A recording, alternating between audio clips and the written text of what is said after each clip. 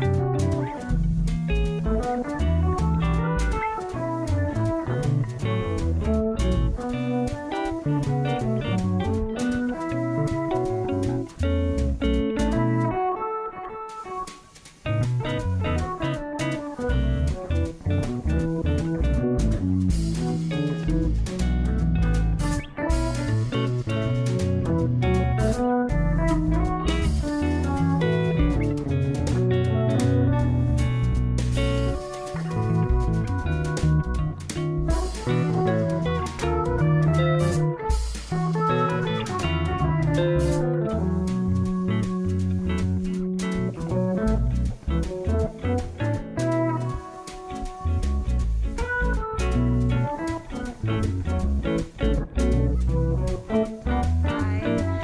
is the Transgender Day of Visibility, and it is 2:30 p.m. Rebecca, will you please call the roll? Dunphy, Here. Pertolguini, Ryan, Here. Clark, Here. Koyamaline. Here. Ashley, will you please read the statement of conduct? The meeting of the Governance Committee. To testify before the committee within in person or virtually, you must sign up in advance on the committee agenda at www.portland.gov/council/agenda/governance committee, or by calling 311. Information on engaging with the committee can be found in this link. Registration for virtual testimony closes 1 hour prior to the meeting. In-person testifiers must sign up before the agenda item is heard. If public testimony will be taken on an item, individuals must testify for 3 minutes unless the chair states otherwise. Your microphone will be muted when your time is over. The chair preserves order. Disruptive conduct such as shouting, refusing to conclude your testimony when your time is up, or interrupting others' testimony or committee deliberations will not be allowed. If you cause disruption, a warning will be given. Further disruption will result in ejection from the meeting. Anyone who fails to leave once ejected is subject to arrest for trespass. Additionally, the committee might take a short recess and reconvene virtually. Your testimony should be addressed the matter being considered when testifying. State your name for the record. If you are a lobbyist, identify the organization you represent. Virtual testifiers should unmute themselves when the clerk calls. Thank you. Thank you so much, Ashley and Rebecca. So for a little bit of a meeting overview today, we have 3 items, kind of 3 big things we're going to be talking about and doing. Today, first, we'll start with discussing the resolution to establish procedures for appointments to commissions and committees. Following that, we'll receive a presentation and discuss an ordinance to incorporate the Sustainability and Climate Code Commission, and then we will conclude with a presentation on the Office of Community and Civic Life's work related to advisory bodies. All right. Rebecca, will you please read the first item? Item 1, adopt a procedure for the appointment and confirmation of Portlanders to city boards, commissions, and committees. Thank you. So we're here to continue the discussions that we've already began. We've had them on February 10th and February 24th, which led to the resolution that we have before us today.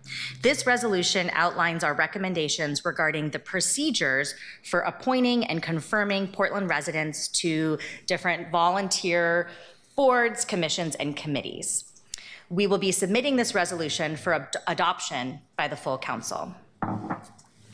So, colleagues, I'd like to give some time for us to first discuss the proposed resolution. Hopefully not too much time, because we do have a lot going on today. And after we have a little bit of time, we will listen to public testimony.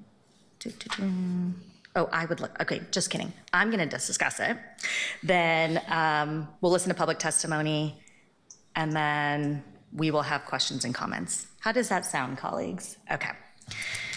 So I know something that really came out of this conversation and this work is we want to make sure that we are being mindful and respectful of the many Portlanders who volunteer their time for these boards and commissions, wanting to make sure that in this new form of government, we also have a clear process for after there has been vetting done by the executive branch, what happens when that now comes over to council. There was also some conversation about how some of these boards and commissions are a bit different, and so sometimes the council is more invited to be part of the vetting process, sometimes they're not. The third item that we're going to be discussing today on our agenda will go more in depth on this bigger, longer project of how are we rethinking these advisory bodies.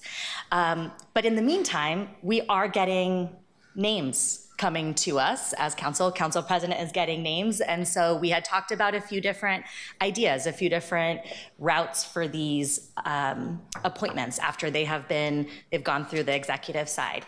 And so in general, we got to a place that, I mean, we kind of went a few different directions. First, there was conversation of should all of these go through governance, and then should they go to the full council? And we actually ended up moving things. So instead, if there is a policy committee, a policy-centered committee that's more related to this advisory body, then that's where the names would go. So that is the resolution that we have before us. And should we take public comment? Is that a good time now? We have one person signed up for testimony, Terry Harris.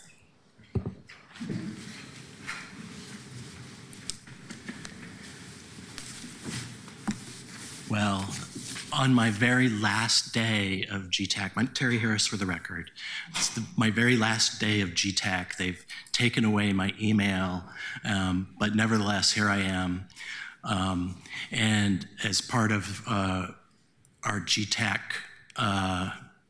discussions at the very end, some of us will be cursed to come to governance committee meetings until we're done, right?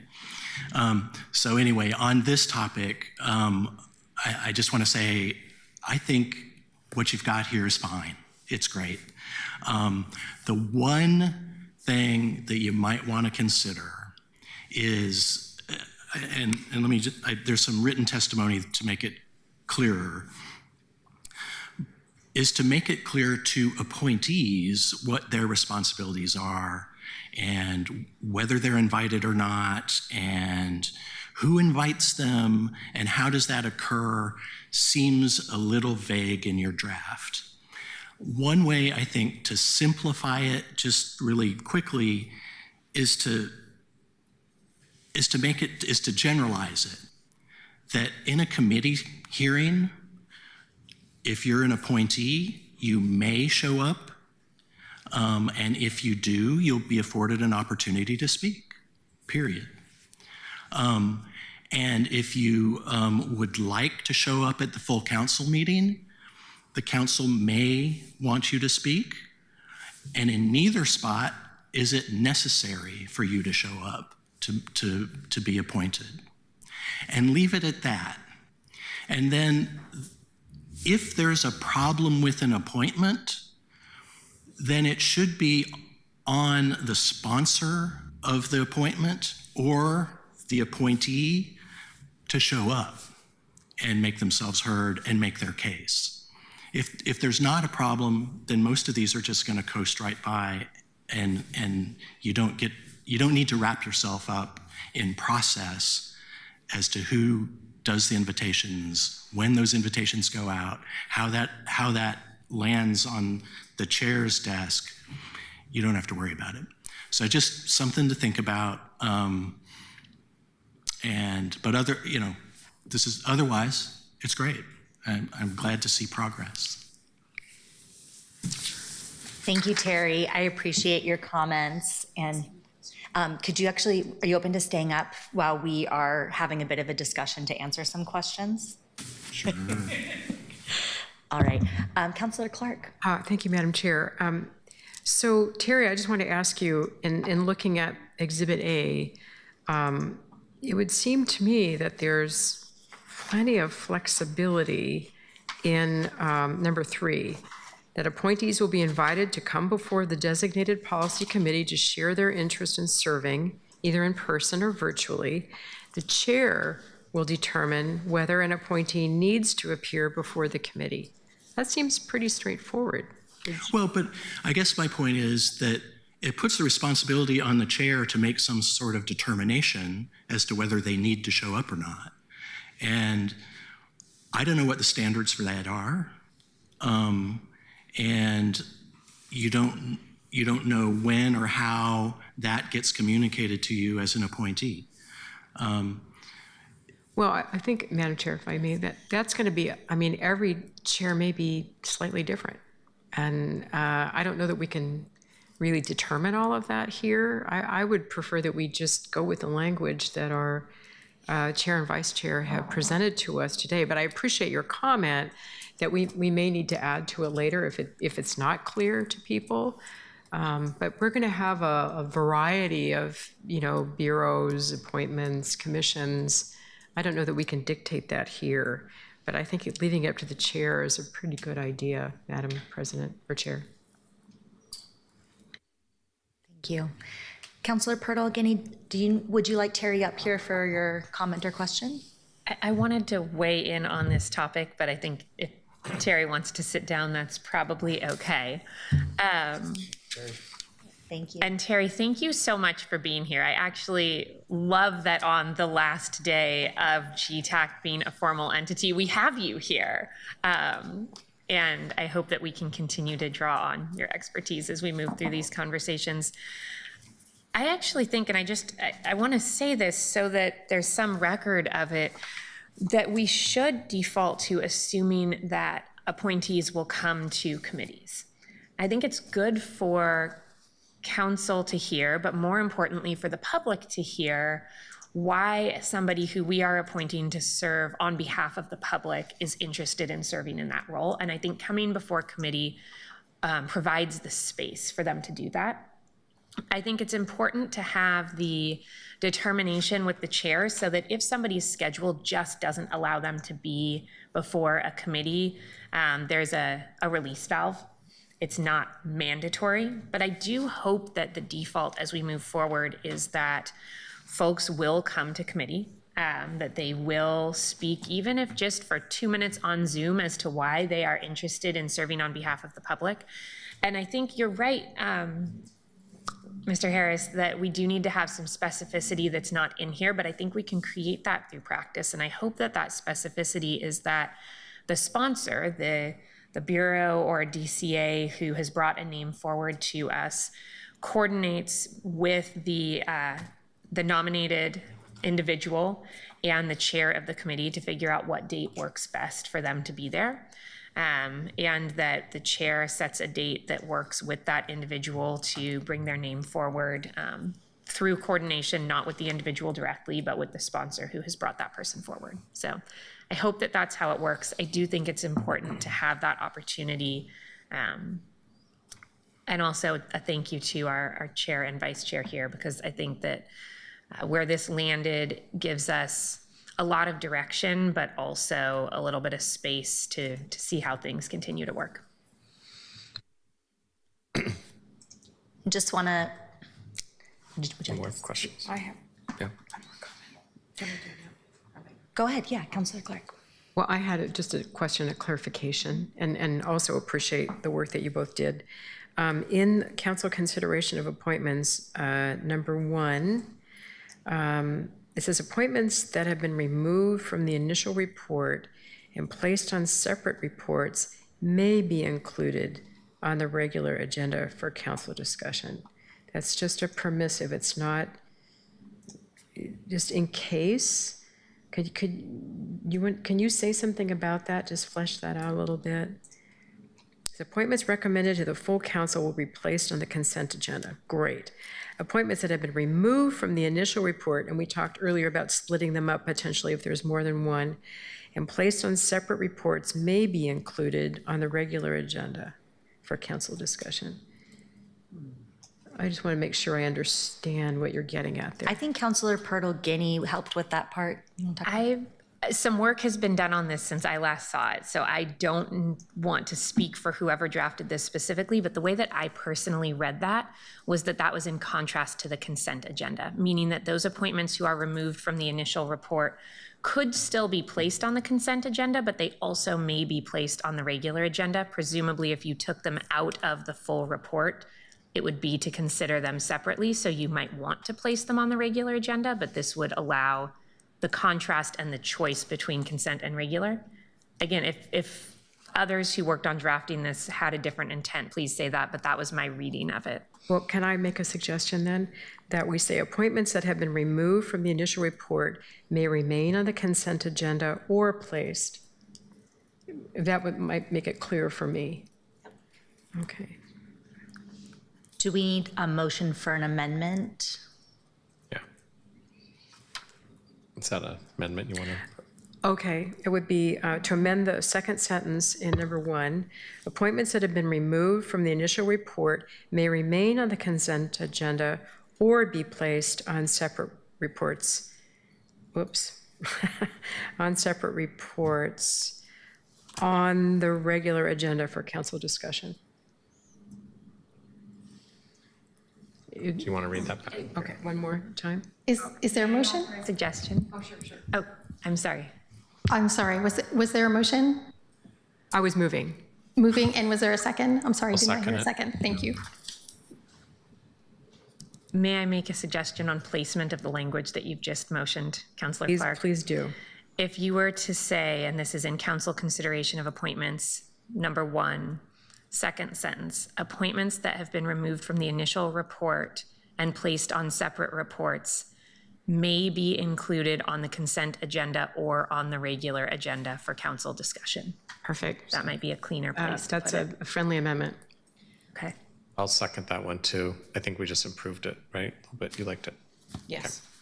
Rebecca, did you catch that, or do you need it in writing? We're going to need it in writing. Shall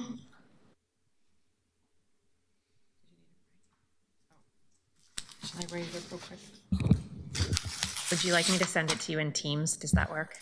Okay, I can do that right now. Are you able to call the roll on this amendment as we're doing this? Yeah. Dunphy, Aye. Bertolini, Aye. Ryan, Aye. Clark, Aye. Koyamaline. Aye. The amendment is accepted. Councillor Clark, did you want to say anything else? Okay. Okay, so made motion. Right? Yep, without any other discussion, may I have a motion for this non-emergency, for this, resolution? So moved. Second. Want to do it? Okay. Well, Madam Chair, I move resolution document number 2025-117 to be sent to the full council with the recommendation it be adopted. I second. All right. The motion has been moved by Councillor Ryan and seconded by Councillor Clark. Is there any discussion? Will the clerk please call the roll? Dunphy, Aye. Bertolini, Aye. Ryan, Aye. Clark, Aye. Koyamaline. Aye. It's referred. The resolution is referred.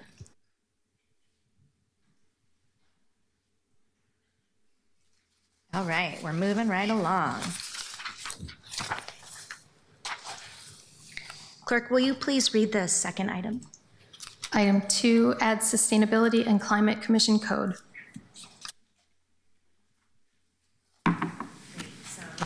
This is an ordinance, so I would like to call agenda item 2025-118 ordinance, and this ordinance to add Sustainability and Climate Commission in City Code. I want to say thank you so much to our Chief Sustainability Officer, Vivian Satterfield, and Sustainability and Climate Commission Coordinator, Elaine Visca. Did I say your name right? Visca. Thank you, Livingstone, for joining us today to brief us on this much anticipated advisory body. So I have gotten to meet with Vivian and Elaine and hear about their massively important work that they've been working on over the past 2 years to design a new climate oversight body that is aligned with community needs and demands. Our new city structure and form of government, and with a focus on climate action and justice. I want to say, as I was meeting with them and getting briefed on this last week, and just hearing about how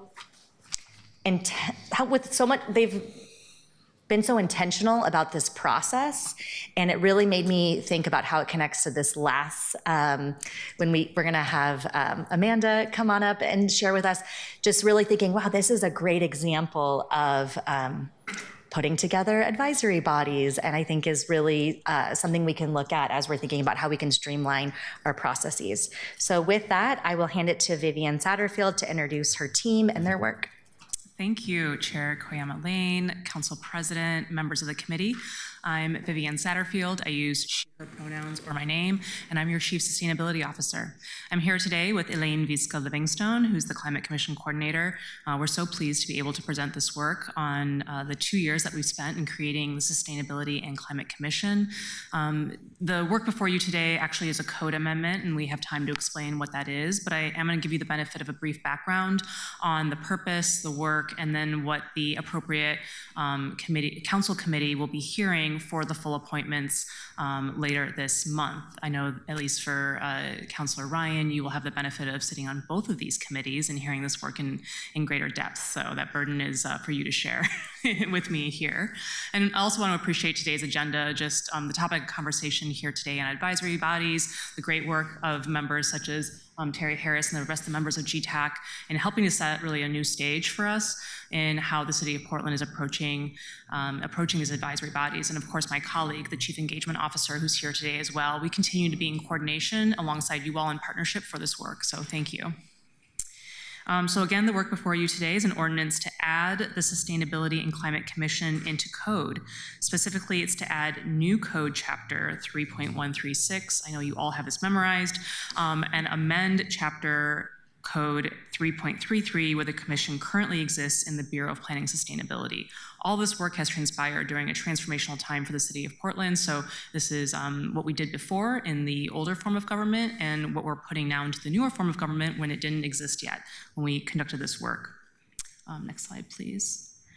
So today, again, the agenda briefly is through background and context for this code change, what the Sustainability and Climate Commission Code actually is, and then the current status and upcoming council action as well. Next slide, please. So a brief journey in city history here today. We used to have at the city the Planning and Sustainability Commission. It was established in 2010, and the role of that commission truly had two charges. Because of the size of our jurisdiction, we have to have a planning commission. That commission gets its power vested to it by state land use law. Because this is Portland, and we know that Portlanders care deeply about sustainability and climate change, the importance of sustainability was lifted up and given to the Planning Commission to sort of have this dual charge of dealing with both the planning, land use side of the work, but also to address sustainability and climate issues. That work became quite onerous and too large for just that single committee to handle. And so thanks to the leadership of then Commissioner Rubio, she actually chartered a report that gave her some recommendations on how to handle both that dual charge of planning and sustainability. So the PSC was disbanded in February of 2023 through an ordinance, and then that created also a new planning commission. Now that has been up and running. It's stewarded by the Bureau of Planning and Sustainability, and of course, because it gets its power vested to it by state land use law, continues their good work there. That ordinance, 191150, directed at the time the Bureau of Planning and Sustainability to bring a new climate proposal to council. So that's the background and backdrop for where we are. Alongside that, we also had charter reform. Phase 1 passed in November of 2022 by voters. And in that, in there, it stated that the role of the mayor and city administrator would have these responsibilities, and I quote, advance the city's efforts to mitigate the human-made climate crisis and prioritize environmental justice initiatives. Also in that, we have phase 2, environmental and climate justice listening sessions, which really brought to the forefront the importance that Portlanders do place on the city's role in addressing this. And that's why there's the charge then in the mayor and the city administrator's job descriptions to deal with these issues. Excuse me. During that time, alongside it, city climate action planning has been going forward. So City Council declared a climate emergency in 2020. The climate emergency work plan was approved in July of 2022, which brought us through 2025. And there will be yearly progress reports and a final progress report anticipated for later this year in July 2025. That's all to get us to the point that I got here. That is going to be in early 2023, in which I was hired as the Chief Sustainability Officer, and I was tasked with creating this Climate Commission. At that time, I also got to work quickly and was able to find Elaine and hire them on as the Climate Commission Coordinator. And I want to acknowledge the leadership of Johnny Oliveira, who was the Bureau of Planning Sustainability Director at that time, who oversaw this process and handed me my first work plan, which included standing up the new Sustainability and Climate Commission. We worked in partnership with community and city leadership and staff to design the Sustainability and Climate Commission to offer a framework that was approved by the previous council in May of 2024. Okay, so I hope that you all have that backdrop absorbed as we move on to the next slide, please. Just wanted to give you all a bit of an appreciation of the breadth of work that Elaine and I conducted in partnership with especially the Engagement and Equity team at the Bureau of Planning Sustainability, our colleagues Harmony Dashiell and Communications Manager there, Megan Reed as well, were instrumental in helping us conduct this work.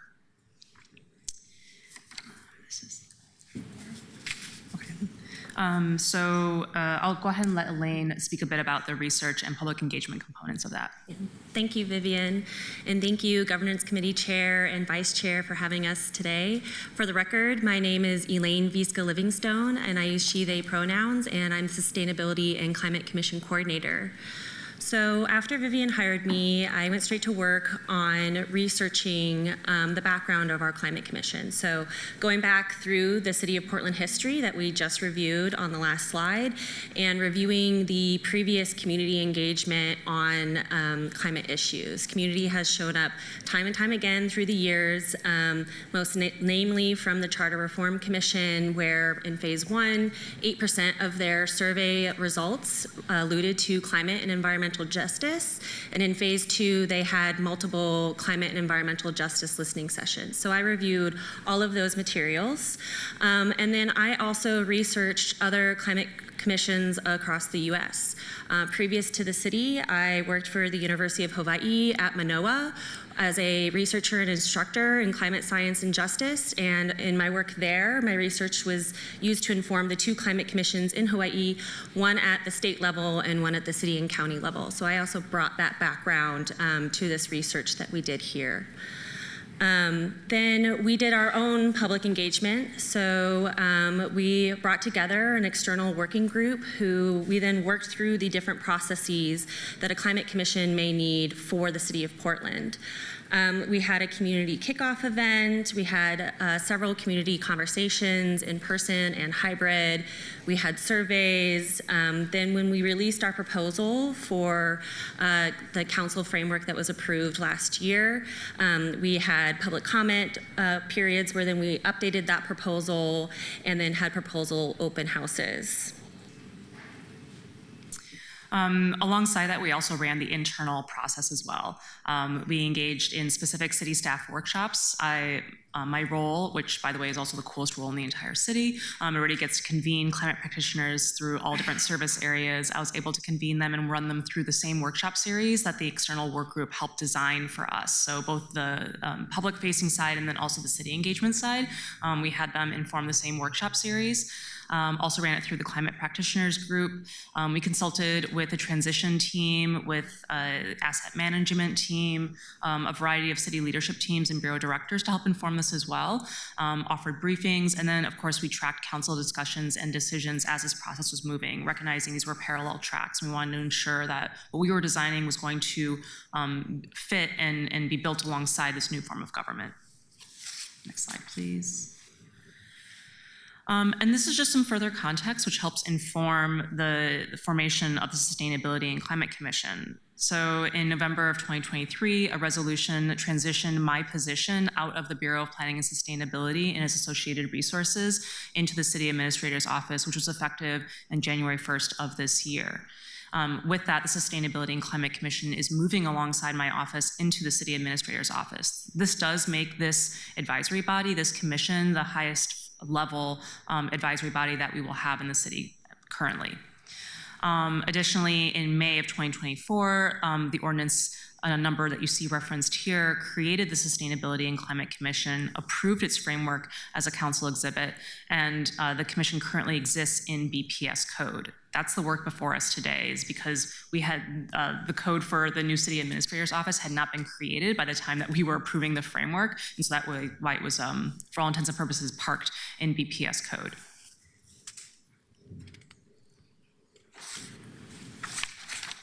So before you today with your ordinance, you'll see two exhibits. Exhibit A is what codifies the Sustainability and Climate Commission as Chapter 3.136.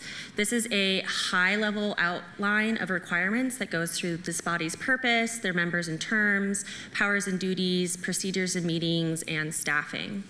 And then Exhibit 2 is where you will see the removal of the Sustainability and Climate Commission from BPS Code Chapter 3.33.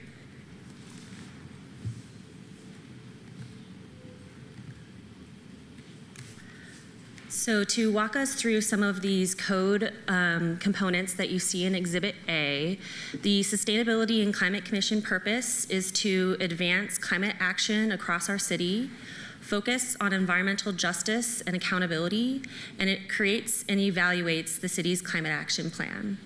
Then you will see this list of our 8 initial focus areas. This is not codified. This was part of our framework that was approved by the previous council. So these are 8 focus areas that really draw a through line from our previous climate action plans to what we can expect that this commission will need to focus on.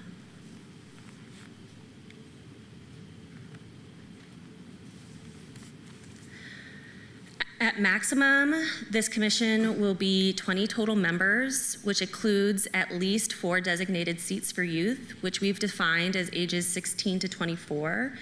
And that members should reflect the broad representation of Portland's diverse communities and socioeconomics.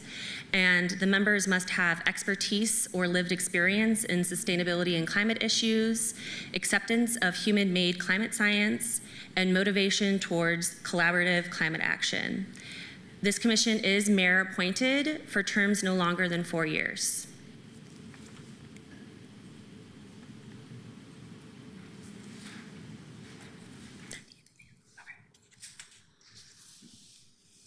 So to talk a little bit about its powers and duties, we have proposed that the Sustainability and Climate Commission advises City Council, the mayor, and the city administrator. Again, think back to that charge from charter that defines that the mayor and city administrator must address actions of human-caused climate change. And I believe that the Sustainability and Climate Commission helps fulfill that charge for them.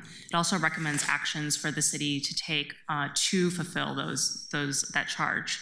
The Sustainability and Climate Commission may hold hearings, work sessions, and committees to help develop the city's next climate action plan. They can also hold joint committees and joint meetings with other advisory bodies. Excuse me. For example, Multnomah County also has a sustainability advisory body, and so I imagine that because we have a lot of shared purpose in this realm, that this body could be the formal body for the city of Portland to convene and have those discussions with other jurisdictional bodies as well. The Sustainability and Climate Commission would provide that public forum for a community to have open debate about how we should be prioritizing our climate action plan and the actions that we should be taking. They would help us advise us on the evaluation and also help create accountability and transparency for Portlanders and how we're conducting our actions that link back to our climate action plan. And because this would be coming alongside myself and Elaine to the city administrator's office, it would be directly reporting to me.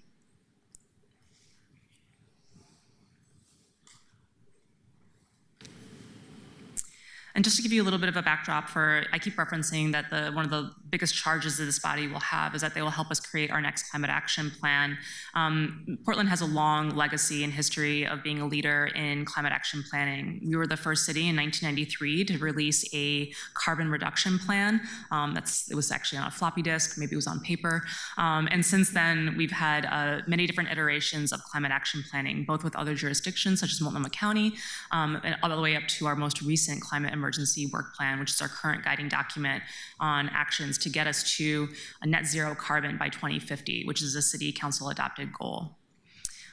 We also obviously have a clear focus on community to capture lived experiences and serve frontline communities as well. And our current plan and future plan will have resiliency, adaptation, and climate justice actions as well.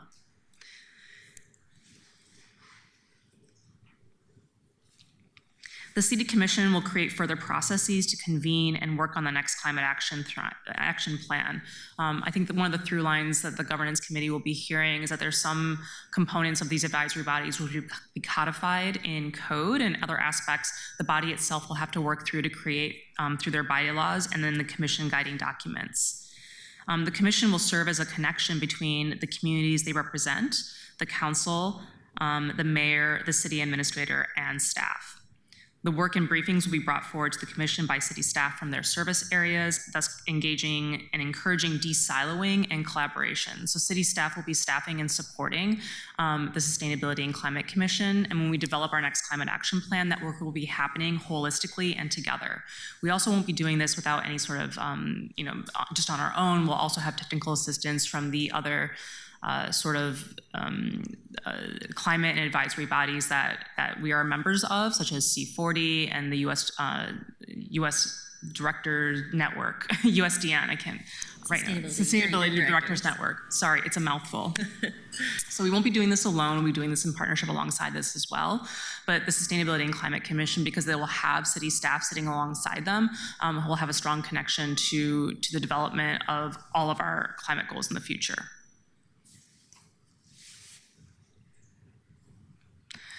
So again, the requested council action today is to recommend this ordinance to full council to add chapter 3.136 as demonstrated in Exhibit A, and to amend City Code chapter 3.33 as shown in Exhibit B to remove those responsibilities from planning and sustainability and to put that into the city administrator's office.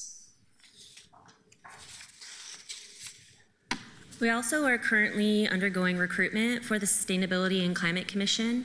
We had applications open from November 2024 through January 2025, and we received 245 applications.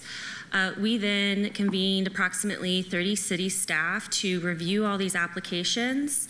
This was staff teams from across service areas. And then February and March of this year, we conducted interviews. We did 12 panel style interviews where we tried to mimic how real commission meetings will go, including having similar ratio of adult commissioners to youth commissioners to city staff. So in each panel interview, our goal was to have 8 adult commissioners, 2 youth commissioners, and 4 city staff. And we interviewed 113 individuals. Then this March, Chief Sustainability Officer Vivian Satterfield gave her recommendations to the mayor. And then we're hoping to go through the appointment process this April and May, with the mayor's appointments being seen at the Climate, Land Use, and Resilience Committee.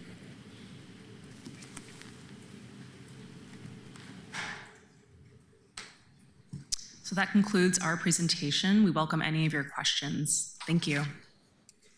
First, I want to say thank you to both of you. I have to admit I was a little shocked to find out that your team is just a team of 2. I'm also very impressed, just as I can see that this has been a really big lift, and I also see how hard you're working and the results that you're delivering. So first, thank you. And also just wanted to clarify that what we have before us is approving the code change so that this new commission can move forward, but that the actual appointments are going through the Climate Resilience Land Use Committee. So we're really just talking about this commission moving forward. Something else that stood out to me is I appreciated that you shouted out your DCA, Donnie Oliveira, and acknowledging that you felt supported. To me, as someone that cares so much about workers, I like to hear what folks are saying about the people that they report to. And so that carries a lot of weight, and I do think it's important that we acknowledge when things are going well, and so that carries a lot for me to hear you feeling supported by the person that you report to. that slide about the current recruitment slide was really helpful for me to see the different, thank you, so that going back up, the recruitment and reviewing and interviewing and recommendations that happen before getting to us. I think for me, being new to council, to see the vetting that happens on your side is important for me. So let's, some of my counselors have some questions and comments. Before we get to those, I am hoping we can I'd like to first take public testimony from someone who I hope is always on our public testimony list. Yeah, can we do that first, please? Yep, Terry Harris. Yeah, you hope that now. Thank you, Terry Harris, for the record, and I appreciate the long engagement and hard work that's gone into this. It's an impressive process. I support what they're doing here, and as full disclosure, I've applied for the commission. We'll see what happens after I'm done talking here. But I have some concerns about the draft language, and that's just a curse of mine. And I just wanted to curse you all with it, to share in the love. The main thing I think is you've got later on your agenda today is the alignment with advisory bodies. I think that's a really important process, and this body probably needs to be in alignment with the alignment. And that's just something to consider. And what I think that looks like now is maybe a whereas clause in the ordinance that you're drafting. I have some written testimony that I encourage you to read. I will say that the members and terms provisions are not what I would have drafted. The membership, I think, in the language of the ordinance is a range between 10 and 20 members. I think you have to set a number. And so that it's really 20 members with some number of vacancies to be filled. Similarly with the terms, you have the mayor appointing terms up to 4 years, but I kind of think they're 4-year terms that you may stagger initially if you want, but if you're going to do that, go ahead and put that in the code. If the youth positions are not 4 years, go ahead and put that in the code just for clarity's sake. On the powers and duties, if you look at the way it's drafted, it says I think the commission may do the following. If you read that narrowly, it's like that's all they can do, those things there. I think you want to leave it open to be more than that. And so other duties consistent with the purpose or other duties as directed from the Sustainability Office, something else to go there so it's not just restricted to the enumerated powers and duties in the legislation. I think the procedures and meetings provisions are probably specifically subject to the alignment. And so again, you'd want to keep that open to the alignment where you end up. And then finally, on the staffing provision, I'm not sure that needs to be in code. I think that's, the city administrator, the executive branch can staff this commission as he or she desires. I'm hoping that a big active commission might need more staff and do lots of things. And I don't think you want to restrict it in code. So those are the drafting suggestions that I have. And I'm happy to work with you all to do that. I don't want to hold up progress as an applicant, but you're setting a precedent here, and I'm hoping it's a good precedent. And thanks for letting me go on for more than 3 minutes. I'm sure that was more than 3 minutes. Thank you so much, Terry. All right, now we can move to discussion among us counselors. Councilor Clark? Thank you, Madam Chair. And thank you to Terry. I appreciate all those comments, actually, including the staggering. We were staggered. I think that's a very appropriate. Actually, all of his recommendations I would be in support of, including the last one on staffing. For my own comments, I want to thank you both, Vivian and Elaine. It's a lot of work. It was amazingly thorough. I must say, quite a process. I appreciate all the outreach and the research that you did as well. But my caveat is that I know we've been a leader in Portland in planning. We have lots of planning documents. We're very good at planning. We're not always great at outcomes. And what I don't see in here so much is addressing outcomes. And I would like to offer some language. I'm not sure where it goes, if it's in the purpose or if it's in the powers and duties, but something along the line, and I'm really open to our discussion of this, is something along the lines of including the development of outcomes to advance the city's environmental goals. I want something that addresses outcomes, not just plans or forums or discussions. Evaluations and accountability are important, but what are we really going to achieve by having this commission? What are the outcomes? So I'm not sure if that goes in the purpose, advance climate action across our city with a focus on environmental justice, including the development of outcomes to advance the city's environmental goals, something to that effect. So that's my first comment. Secondly, and I hope we can engage in a conversation about this. My second comment is in the membership, and I like what Terry offered. There's no mention of districts. And I think in the next item we're going to, or the last item today, we do talk about some sort of distribution across the city and districts. So I would like to see some language that addresses distribution of membership by district. So that not everybody's from District 1 or District 4, but there's an even distribution. I don't know that we have to dictate the exact number, but there needs to be an even distribution across the city. Next, let's see, I have a question. You mentioned the de-siloing, and I don't know if I heard you say this, Vivian, but are there climate staff in each bureau? Did I hear you say that? Thank you for the question, Councilor Clark. So there are actually only a number of dedicated climate staff.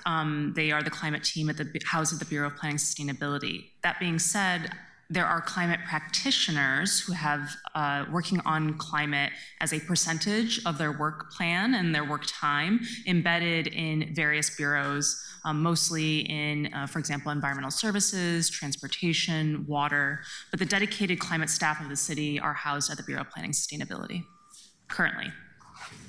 I know that we're discussing both at the administration and management level and here on the council that whole concept of collaboration and consolidation eventually, and I think that's something that maybe in the future we look at, that kind of consolidation. Next question, I just wonder what the budget implications are for this commission. It's a big job. We have staff. Do you have any sense for the budget that comes with or is needed by the commission and your office? Thank you, Councilor Clark. This is the perennial question that we're still working through. So for this first year, Elaine and I worked to actually secure some additional grant funding to help staff the first year of the Sustainability and Climate Commission. So for this first year up and running, we do have some support coming from Meyer Memorial Trust. So thank you to the program officer and the trustees there who helped invest in this work for 1 year, in recognizing that this year is profoundly difficult for the city. So as we are going through and standing up this commission to have a better sense of its operational needs, including its staffing, we'll be able to make better budgetary asks and implications for the future budget cycles. So does that mean that we're covered by Memorial Trust for this coming year? For this year, we have increased support because we haven't started commission meetings yet. I would anticipate that we hopefully are covered, but we're still making adjustments in real time. Okay, thank you. Maybe my last question, and I'll give up the floor here. Under procedures and meeting, I wonder why we can't say the commission may meet 10 times a year or more. Why do we have to meet 10 times? I would rather see some flexibility there.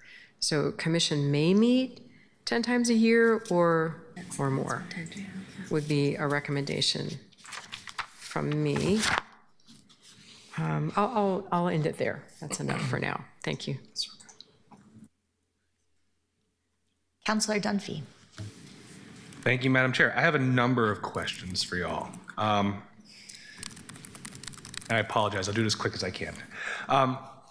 You started the work on standing this up before our committee structure was in place. Is our committee structure complementary or conflicting with your vision of where you were trying to take this, this commission? Thank you for the question, Councilor Dunphy.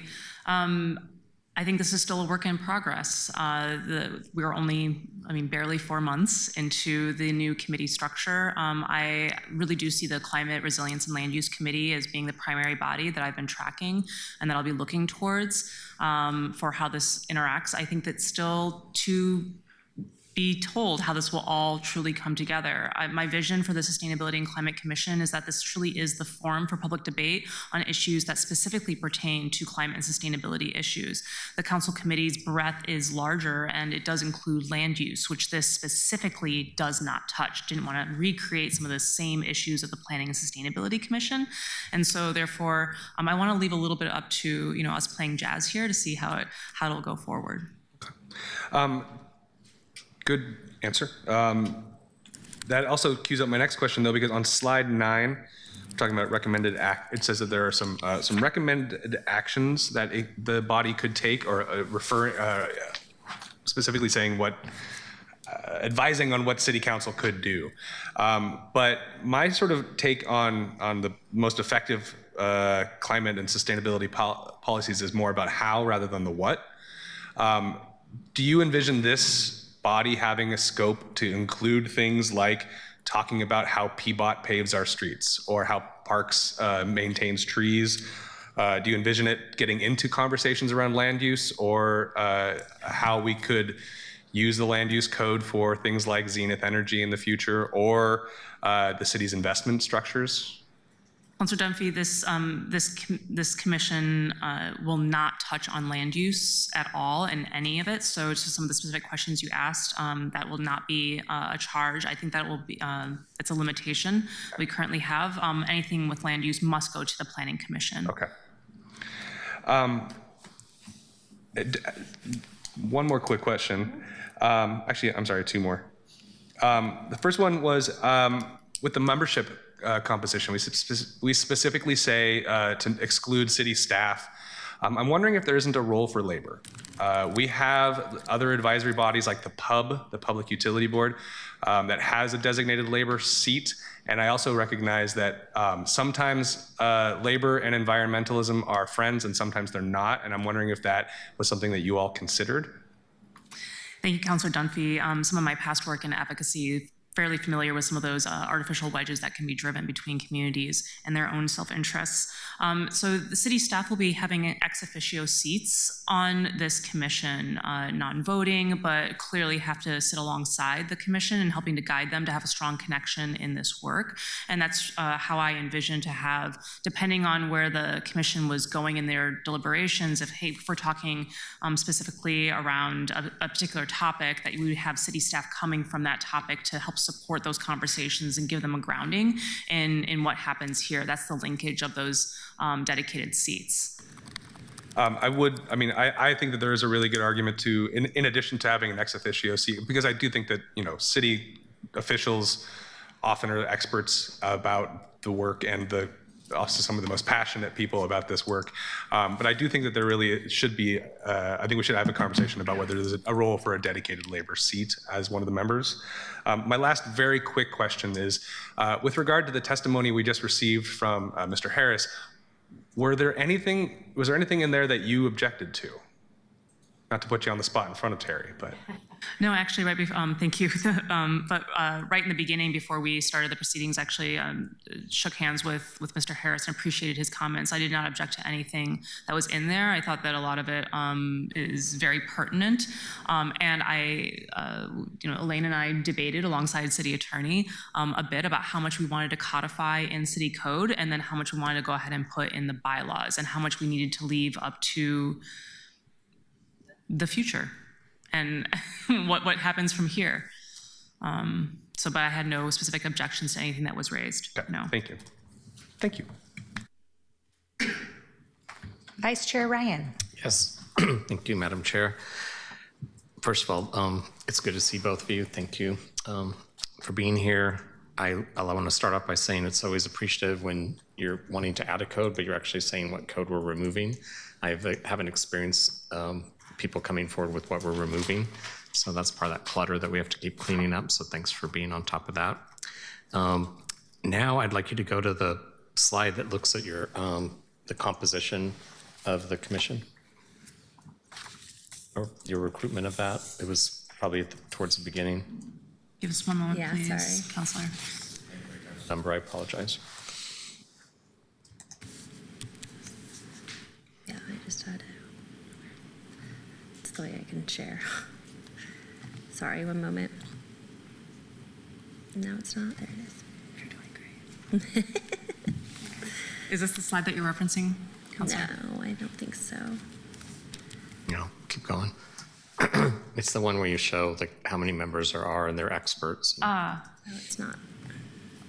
So we've proposed that this would be 20. Right here. So I agree with 1, 2, lived experience.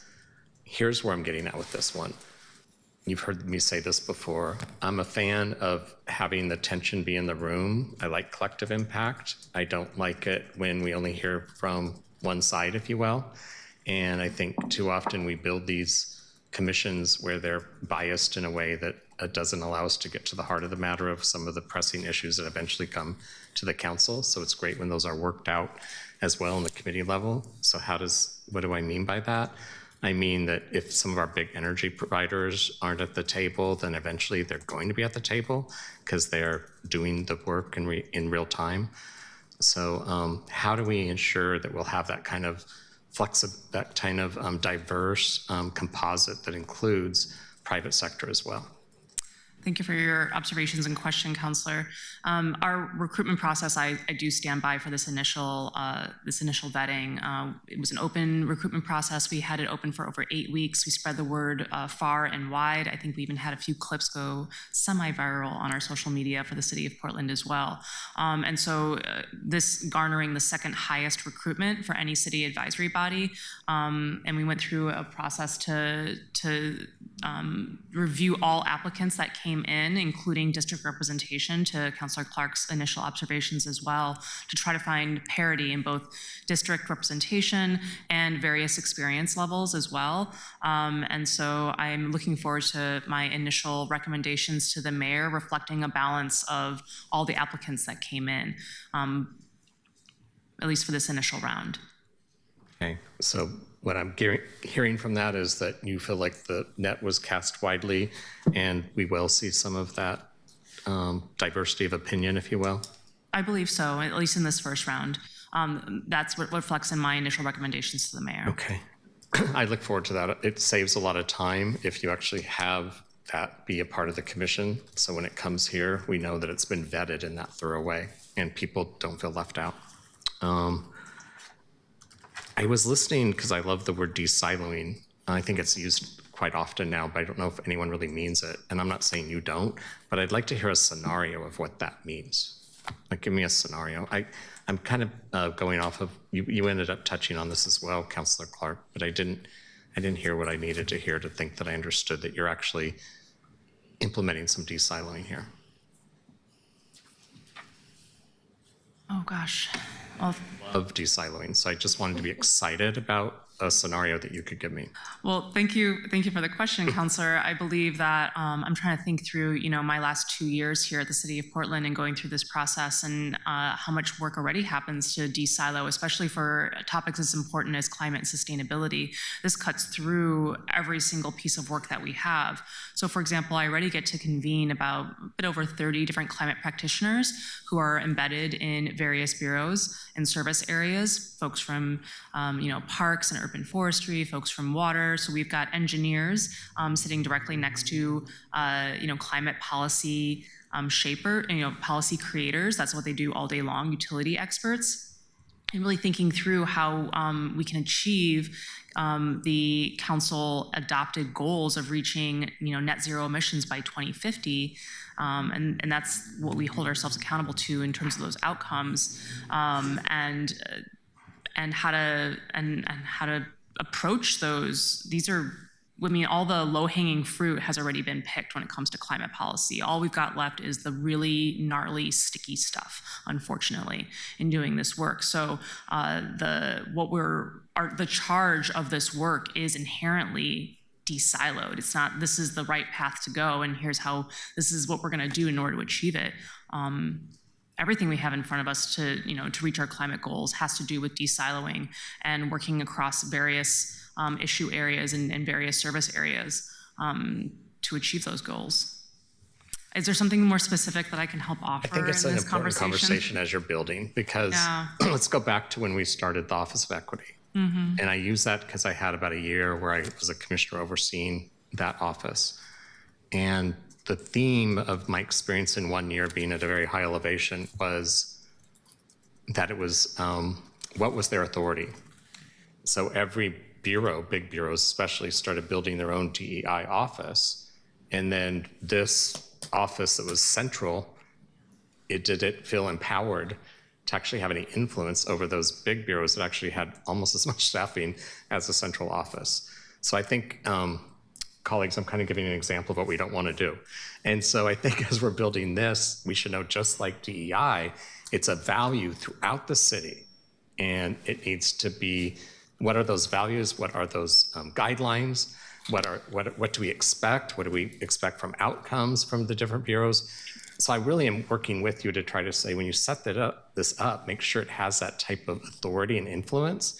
And I don't think it worked when we started building those silos in all the bureaus when it came to another very important value for the city, especially now more than ever. So I want to make sure that while we say those words, we're really comfortable with how messy it is to do it right.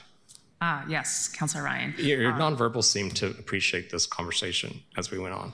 Yeah. Okay. Tell me what you're thinking. No, absolutely. I appreciate this, because I think that's the beauty and the promise of this new form of government. That's the tactical consideration when my position was moved out of the Bureau of Planning and Sustainability into the City Administrator's office, reporting directly to City Administrator Michael Jordan. This is elevating the importance of climate and sustainability, gives me the platform to be able to reach across all those various service areas, and has the backing of city leadership. That is the promise. Again, how it plays out, we're still on the precipice of all of this. But there's a great deal of intention behind that, and in the Sustainability and Climate Commission as well. And I do hope that we'll be able to achieve it. I think that, so the reason I'm having this conversation is I felt like I experienced a lack of relevance sometimes for an office influence citywide, and I don't want us to build another system like that. So I'm here on record to say I don't want to see specialists like the two of you in each area as much as we should have everybody that works in the city understand these values and be in alignment with what that means. Your comments are Like appreciated. we should be Thank you. generalist on this one because it's such an important value, just like DEI is, where it felt like we turned it into this expertise thing where then people couldn't tap into what it was. And I felt like it created more walls and more silos. So I just don't want to see that happen with another important value. So I just want to make sure I understood the intent of that. Great, yeah. Okay. Your comments are noted. Thank you. I think I do have one more. This one's big because we all know that there's another body that people think is the active body when it comes to climate work. And of course, there's money connected to it. And we all know that money allows an organization to have more attention because people love to chase money. That's just what happens. And so what is the relationship between currently, and how do you vision it between the Climate Commission and PSEF? Yeah, thank you for that question. And folks who are tracking this issue closely, are well aware of the Portland Clean Energy Community Benefits Fund and their grant-making committee, which will continue to exist. Again, that is housed in the Bureau of Planning and Sustainability. And so the Sustainability and Climate Commission is a different body. I do think there is a future in which there'll be, will necessitate more needed conversations between the two bodies. That's why this commission does have the power to have joint meetings already codified in code. And I do envision that there will be future conversations, especially as the climate investment plan winds down after year 5, and a new plan will be coming forward to consideration for that body. Okay. I'm glad you're mindful of this. Thank you. Of course. Thank you. Thank you, everyone, for all these great questions. We have more questions that I can see up here, hands raised, and I would like to take a moment to do a bit of a time check. We have about 4 minutes left scheduled for this agenda item, and I'd like us to think through some process questions right now, since clearly I think there are some amendments that members may want to propose. So I'm wondering if Council Operations, if your team can help a little bit. I'm wondering if I should turn to Ashley or to Lori to talk a little bit about what our options are right now. If it makes, yeah.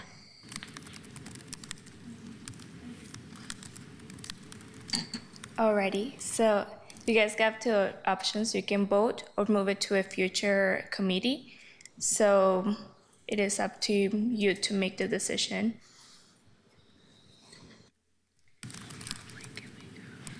As chair, it makes sense to me that we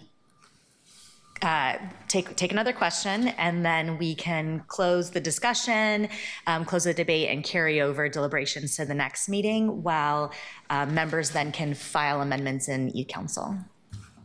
Okay. All right, Councilor Pirtle-Guinea. I'm going to try to be quick. You said I have like 3 minutes. So the first is just a clarifying question. We have an exhibit B that changes current code. It's not annotated to show us what it changes. Is that just removing section I4, section I subsection 4?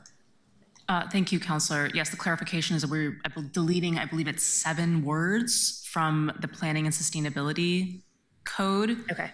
I just wanted to make sure there wasn't anything else, since it wasn't annotated, that I wasn't noting. Yeah, that's weird.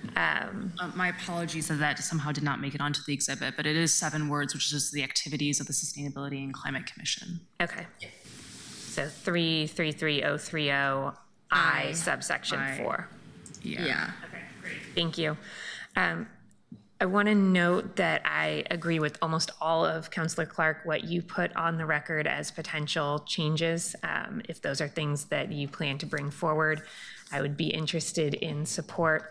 I would suggest that if we're going to add language around advancing outcomes and goals, which I very much am in agreement of, but I also think we should ask the commission to identify actions to reach those outcomes.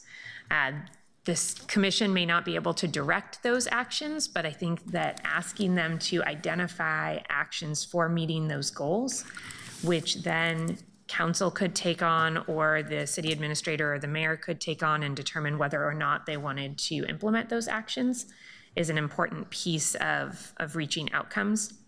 To that end, I'm a little bit disappointed to hear that the commission can't even discuss land use, because if we're going to talk about actions that could be taken to reach outcomes, not the direction of land use policy, but the discussion of land use changes that could be undertaken by the land use policy bodies, would be an important piece of that work.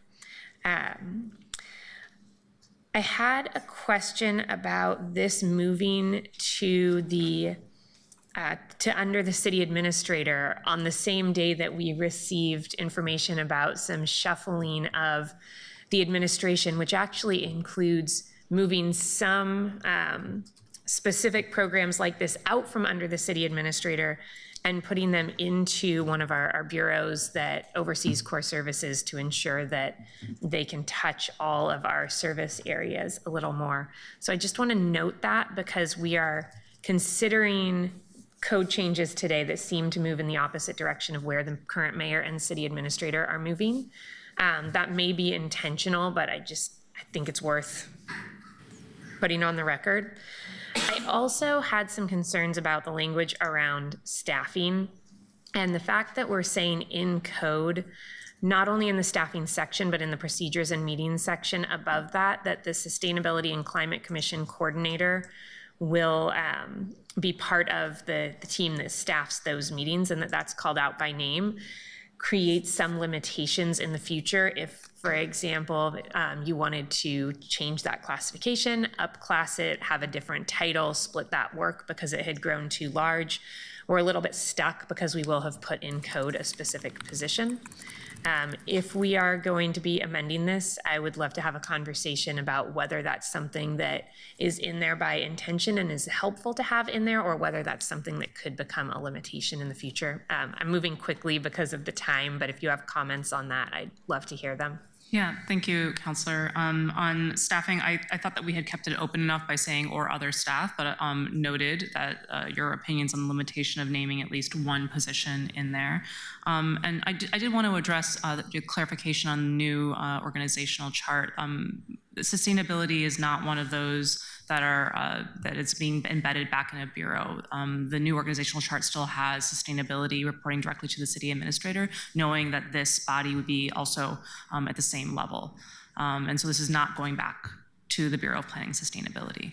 Yeah, I understand that this wasn't, but because some of those were, it seems interesting that we are specifically saying in code that this will lie there. Again, it's just something that limits flexibility in the future.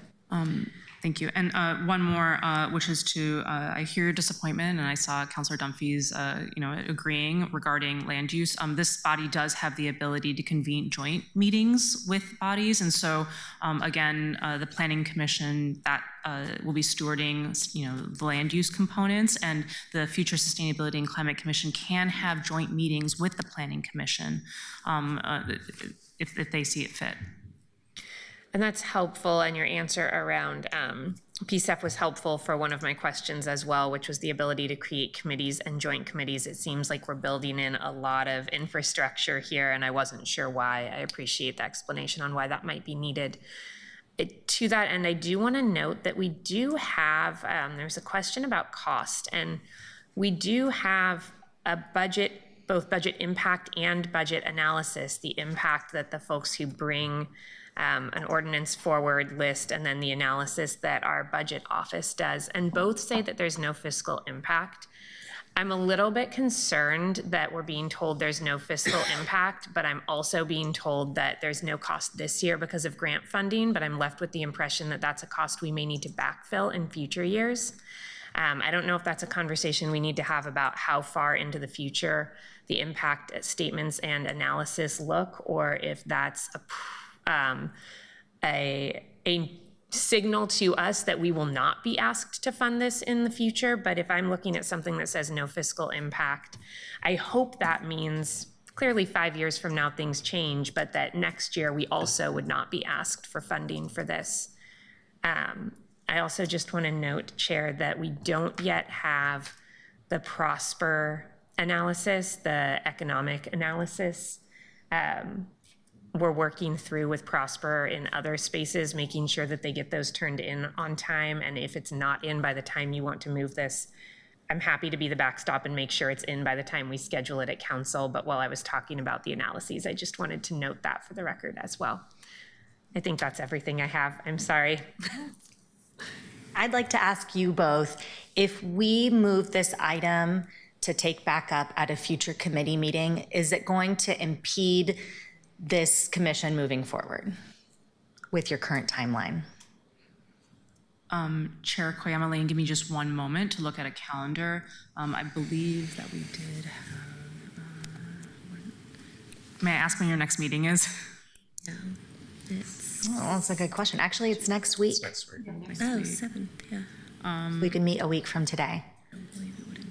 No, it wouldn't. No, it would not impede progress. We can absolutely come back next week. Okay, so I see all of your hands up, colleagues. I'm wondering if your questions need to be answered now, or if, in the next week, we could have time to submit amendments, and then we will take this item back up in a week. Is that okay? Or leave your hand up if there's something that needs to be asked right now. We all think we could say Okay, quick thing. real quick. Councilor Clark. Just a question on the Bureau of Planning and Sustainability chapter. Are we being requested to potentially offer amendments to this as well? Because I'll have one. Or, no? Yes? No? I think the answer is no.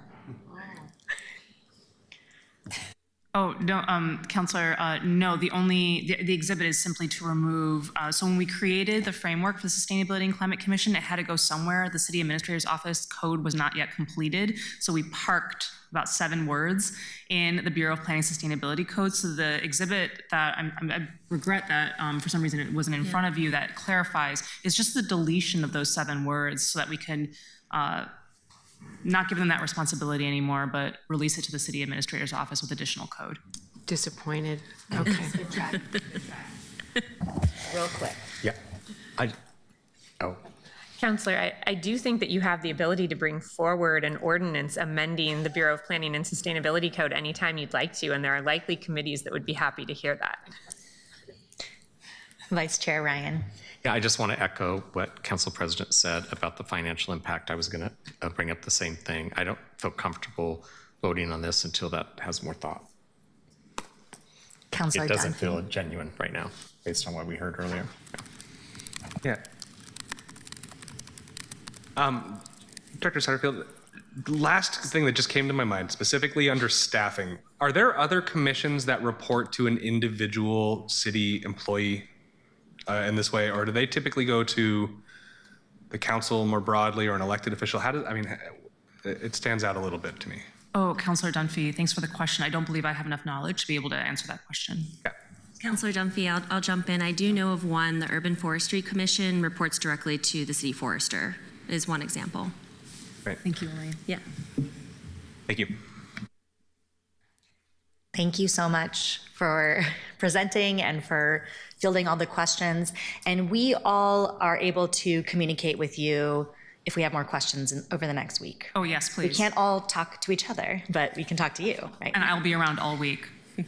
We will take this item back up in a week. And so I'm closing debate and carrying over deliberations to a future agenda. And I want to share that my priority is that we can get this discussed and voted on as soon as possible, because it's important that this commission gets to be up and running soon. Thank you, Chair. Thank you.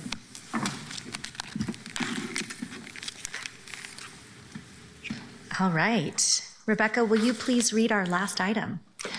Item 3, advisory bodies alignment. I am so excited to have Amanda Garcia Snell up here with us. I've gotten the chance to hear about her passion for community engagement and for the city. She is here to provide an overview and outline for a proposed advisory bodies alignment project intended to better understand what is needed to bring the city's various advisory bodies, we've spoken about these, into alignment with the new government structure. So I'm happy to hand things over to you, Amanda. Thanks, Vice President. Good afternoon, councilors. As Vice President Koyama Lane mentioned, I am Amanda Garcia Snell, for the record, and I am the city's new Chief Engagement Officer entering week 9. So I haven't had a chance to connect with all of you yet, but I hope to do so soon. I am here to talk with you about aligning advisory bodies and with the city's new government structure and a proposed project to get us there.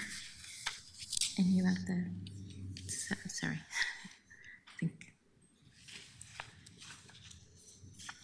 I think the slides are being shared. 1 second.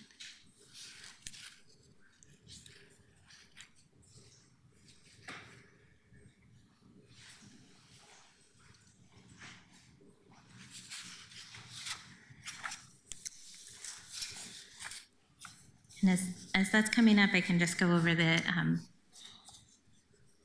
hope for this presentation. This will be a very short presentation so that from me anyway, so that there's plenty of time for your questions and comments, and so that I can better understand your information needs. Oh, that was it. That was just the last slide of it.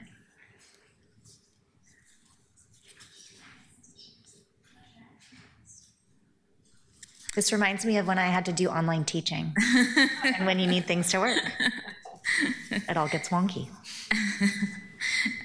And then also, so for today, I'm also hoping to get some direction from you all about next steps, really how you would like us to proceed, if this is in line with the direction that you would like, and what else we should consider. Next slide, please.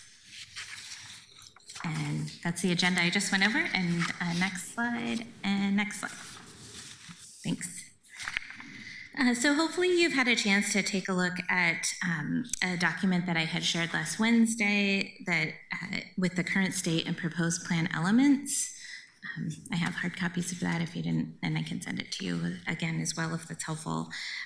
It's a high-level overview. So for this project, we'd like to focus on 53 advisory bodies that are appointed by elected officials and address the remainder of the advisory bodies later when we have more clarity. You'll notice a little bit of a math error there. There are 77 advisory bodies, and it's the 24, not 23, that I'd like to focus on later. And right now for this project, really looking at those 53 that are appointed by elected bodies or elected officials. Last year, an inventory was completed in December, which has provided a lot of really good information.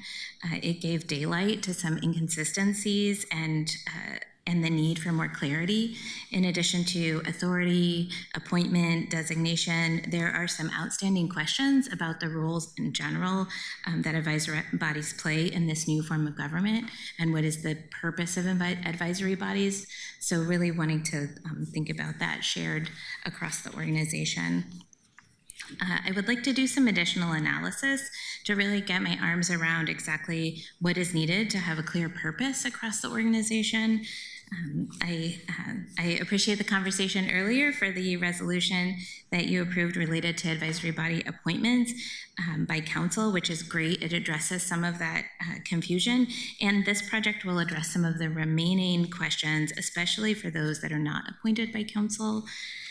And then for your awareness, this proposed project is informed by GTAC recommendations. So thank you, Terry, for being in the room, and also councilor remarks. So I have captured some various remarks as you all have been having conversations related to different advisory bodies in this committee and other committees, as well as full council, and then of course in other public spaces.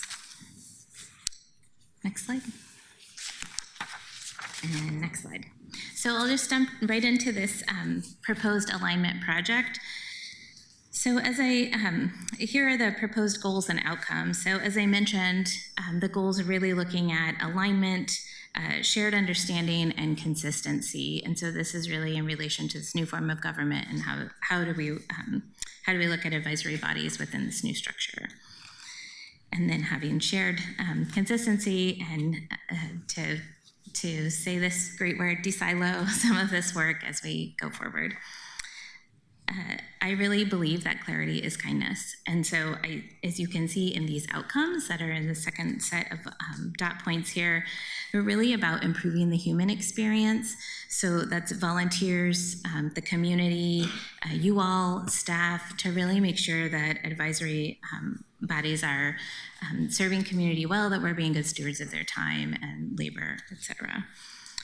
So having transparency in the processes from recruitment to onboarding and for serving on an advisory body would be one of the outcomes. Also, accountability to community in what we ask of their time and labor, a path forward on how we will increase internal capacity and knowledge and skills and whatever else might be needed to improve equity-centered practices related to advisory bodies, and then streamlining. So just as important as it is to being good stewards of the public's time and labor, we also want to be good stewards of public dollars so that we can reduce duplication, create some efficiencies. Next slide. So I'll just touch on the timeline here. This is a high-level timeline. It shows some proposed committee and council touch points, as well as some staff deliverables. Of course, there are more details, and I'll get into that a little bit more in this proposed project plan in the next couple of slides. But you can see here 3 phases. This first guidance from the governance committee, that's where we are today. So hoping to get some guidance from you all today. And then depending on that guidance, then I'll do a bit of additional analysis, finalize the project plan, and then hope to launch into really clarifying that overall purpose and intent of advisory bodies. We'll be looking to convene a work group and then confirm some processes for updating language, and that's the first phase. You can see the phase 2, and then at the end of summer, phase 3, and I'll just get into a little bit of that in the next slide. Next one. So here's this first phase. So guidance from the governance committee. So presenting to you all, getting that high-level clarification. You'll see the proposed project goals and timeline, and then depending on the conversation today and the guidance and direction that you give, we would really want to launch into the advisory body alignment project plan, assuming that we can finalize that. So building on the previous work and recommendations. This work started before I got here, and it's definitely been an interest and a need for quite some time. And so this is a really great opportunity that we have to launch this work now, complete some additional analysis, clarify the intent, convene an internal stakeholder work group. So there had been an internal stakeholder work group. We would look to some of those folks and also really think about intentionality around the who else should be at the table for that internal work. And then also wanting to involve external community partners and community leaders, people who have had experience in advisory bodies here at the city, to inform and help co-create an external input process. So I think that's really important to do in the early stages so that they can be involved in planning of whatever that might look like. And then confirm the process to modernize the language. By that, that's meant that some advisory bodies have appointments by commissioner at large, which is old language, and so we would want to update that and really clarify some of the other language within those guidance documents, better understand what those changes are, and what the process would be for those changes. So then phase 2 would be late spring, early summer, so really like June, July, because we don't know what we don't know, as there are estimates of time, of course, but continue implementing this project, so continue to clarify roles and process for recruitment, vetting, appointments, beyond the work that you all just did earlier today, and then really identify a path forward for shared equity-centered practices across the organization. So clarifying those roles, we really want to look to communication so that we can be sure that community and staff are aware of the changes and the direction that this project is going. This is also when we'll dive into having a shared equity-centered practice for advisory bodies across the organization. So this really means that I will work to better understand what is the capacity and what is the need and what is needed to increase diverse participation, to support inclusivity, and then really ensure that equity is centered throughout all of these processes and phases. And then in late summer, we will move into the final phase, which would include a final report and then sharing the findings and outcomes internally as well as with community, because it's so important to let community know what we did with all of the great information that they've shared with us. So with that, that concludes my presentation, and I look to you all for direction. I'm happy to answer any questions, and of course I have a few questions for you while they're on the screen here, assuming that we can get to this point, but I would love to have some better understanding of what your information needs are and then how you would like us to proceed. Thank you so much, Amanda. This is really exciting. And just noting that you referenced a packet, and we'll make sure to put that up on eCouncil so the public is able to see that as well. Looks like colleagues have some comments and questions. Councillor Clark. Thank you, Madam Chair. Hi, Amanda. Welcome. Good to see you. I'll try to go quickly. You want feedback. I would say shrink the number of committees, number one. Standardize the process. You've already listed some of those. I would say the district balance is another thing I would like to see. I mentioned the appointing authority scope, but district balance I would highlight. I would like to see, to make sure that, you're going to hear this from me more and more, that that we narrow the focus of the committees and that they also include an outcome focus. That we help hold the bureaus or whomever accountable, but that we have outcomes.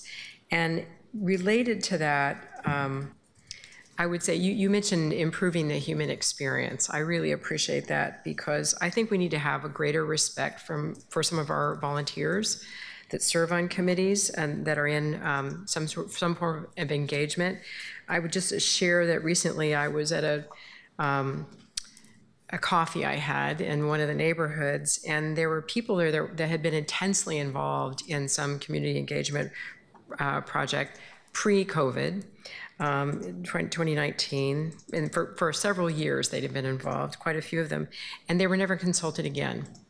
And I think we need to make sure we close the loop with people who we invite in an advisory committees or whatever capacity. So I would add that to really respect our volunteer engagement. So I appreciate that you said improve the human experience. But those are my comments, Madam Chair. Thank you so much, Councillor. Councillor Ryan? Yeah, it's good to see you, Amanda. I know we had a chance to have a longer conversation earlier, a few weeks ago. I just want to second what Councillor Clark said, and I actually hope that's one of the goals that you have, because that's just too many. Yeah, and I think we all know that, and I think there's probably some that haven't been very active, and so maybe there'll be some easy ones to cut, but I look forward to hearing. And what's the timeline for you coming to us to tell us about that, or do you just have to give that information to the city administrator? So I'm happy to come back with updates as we go through this process and let you know. I tried to put some of those touch points on that timeline, but I'm happy to add if your preference is to come to this committee to let you know what we're finding in terms of potential sunset of. To be thought partners with you, I think that'd be helpful. Absolutely. I want to acknowledge Ocean. Hi, Ocean. You've been carrying the water for this for a long time. And in my 1 year of overseeing civic life, I built a lot of empathy for what was on your plate. And I became painfully aware of how the lack of criteria and the lack of standards across the board of all these advisory committees. Some seem to have some influence, and I think the volunteers felt needed and wanted, and then others not so much. And unfortunately, I think the majority of the second category at times. So I think we have a lot of work to do here, and it's exciting work. And I hope that it doesn't drag on too long, because this should be really timely for us to move quickly on some of these adjustments. I don't think there'll be as much pain with these changes as there are in other changes that we're experiencing. Let's hope. Thank you for being here. Councillor Purtle-Guinea? Thank you. Thank you for bringing the information today. I'm speaking from a perspective of having both staffed and served on a number of advisory bodies at different levels of government, some of which have been very functional and some of which have been a body looking for a purpose. And I appreciate on your slide around timeline that you talk about clarifying the intent and purpose of advisory bodies, because there's nothing more painful than being on an advisory body looking for a purpose. And yet, I think that getting rid of these bodies will still be equally painful, because you do have folks who have become invested in being a part of the conversation, even if we aren't taking feedback from them, even if they aren't directing the work of the city in any way. And I hope that as we go through this process, which I think is an important one, and I don't want to pre-assume what the right number is, because I think the right number of advisory bodies is the number we need to help ensure that we're getting all of the perspectives necessary to do the work of the city. And that may change from time to time. So I hope as we go through this process that you are thinking about two things in the long term, as well as making sure that our advisory bodies are respectful of the people whose time we're asking on them. The first is, if we're getting rid of advisory bodies because they're not in a space where we need their advice, but they are in a space where we are ensuring that a whole lot of Portlanders have good information about what we're doing, I hope that we fill that void with other ways of getting information out to community, and that we are more intentional than we've been in the past around making sure that our community members know what work is happening in the city. The second is that as we move forward, and this is a charge I think both to you and to us, if there are new advisory bodies created in the future that may not have a long-term need, but have a very important short-term need, I hope that we still create those bodies, but put a sunset on them. I know that there are bodies that are created to oversee the implementation of a 10-year report. And in year 11 and 12, they're still there and there's inertia, but the report isn't there anymore. Let's actually put the sunset on. And if we still need those bodies, we can have that conversation 10 years later. But we don't get stuck with bodies that are looking for a purpose after that. So I hope that you and we can keep those two things in mind as you move through this process and as we continue to get updates from you about it. Thank you. Councillor Dunphy. Thank you, Madam Chair. Thank you for the presentation. Thank you for finally tackling this project. This is not something you are directly responsible for, but I'm noticing a parallel from the previous presentation. And specifically, I just wanted to call out something that was in the notes of the previous presentation that said specifically, as a result of the outreach efforts, 245 members applied to the commission. So 13 applicants came from District 1, 63 from District 2, 71 from District 3, 74 from District 4, and 20 from surrounding areas. I think you will see similar results in every advisory body that we have. My district has for decades been proven that it's not worth showing up, and they don't. So my ask specifically is, as you are scoping this and considering equity in these and all the ways that is interpreted specifically, what other tools you need specifically in order to make this an equitable outcome? And putting an even finer point on it, I think we need to pay people. I think we need to be able to compensate volunteers for their time, and especially when people are coming from 145th and Division, after work, in traffic, with their kids, we need to be able to compensate people for volunteering. I'm not saying hire them as employees, but we need to think about what that looks like, and I would love to make sure that that is part of the consideration. So, thank you. Thank you. Thank you, colleagues, for great comments and questions. My question is, what can we do as the governance committee to best support you as you're doing this work? You can also think about this and let us know later.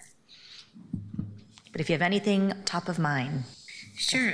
I think what you've offered so far is really great. Anything that, any other considerations, I would love to see those even if they come to you later. But if you're comfortable with this draft plan, giving me the thumbs up to start this work, I think would be also wonderful. And then I just wanted to respond to a couple of comments, but it is now the time for that. Okay. So thank you, Councilor Ryan, for calling out Ocean. I was remiss, but Ocean did a lot of work, and I know that other staff as well worked on that inventory and have been very interested in seeing the advisory bodies be a better pathway for folks and to just be more intentional and relevant to the work that we're doing now as a city.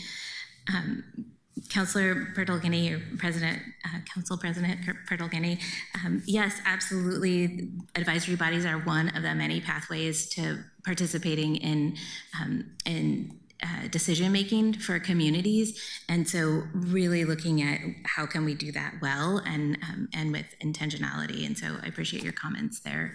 And then Councilor Dunphy, yes, from my previous jurisdiction, we said stipends and honorariums because compensation carried a different legal term, but absolutely, there are lots of barriers to participation, especially from communities of color and historically and currently excluded people. And so we really want to think about what are those barriers, how can we address them? And that is just one component of really looking at recruitment. How does that look? Who's involved? What community, culturally specific or culturally responsive partners are we working with to really make sure that people know these are places where they can be involved in decision making that can impact them, where they can, where we can help them understand what that looks like, provide additional support where needed so that people can have the onboarding that they need, they can feel comfortable applying for these boards, and we can really support them in that process.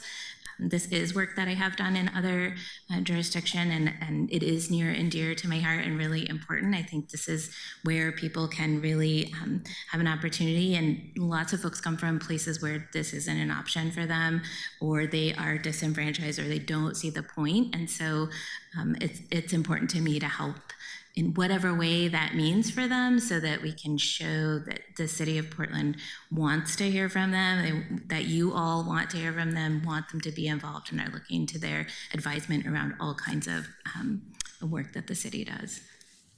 Absolutely, thank you. Councilor Pertolgini. Chair, I just wanted to mention that we got the offer to have an update come to this committee, and I would love to have that opportunity. Depending on the timeline, it may, because of our budget timeline, we may have some constraints in having a presentation in person. If you see fit to make time for that, I think that would be fantastic. But if not, a written update to this committee might work as well. But I would love to hear more about how the work is progressing before we get the final report. Absolutely. I think that's a great idea and something we can make time for, and look forward to hearing how things are going. Vice Chair Ryan. Thank you, Chair.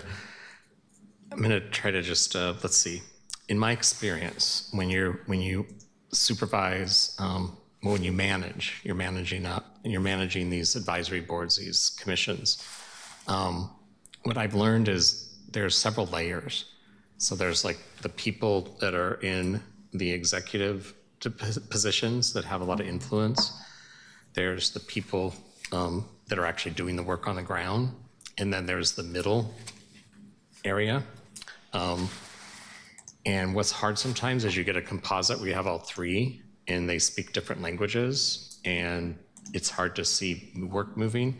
So what I did at one organization is I had 3 levels, and we figured out how to have them connect with each other. But you wouldn't get outcomes if you were just talking up here in the clouds, if you don't include the voices and experience of the workers. And so I don't know where we're going with this. You would think I might, but I just wanted to voice it to you that I don't think we have it. I don't think we have a very smart system in terms of how we engage volunteers sometimes. And it's hard to do systemic work.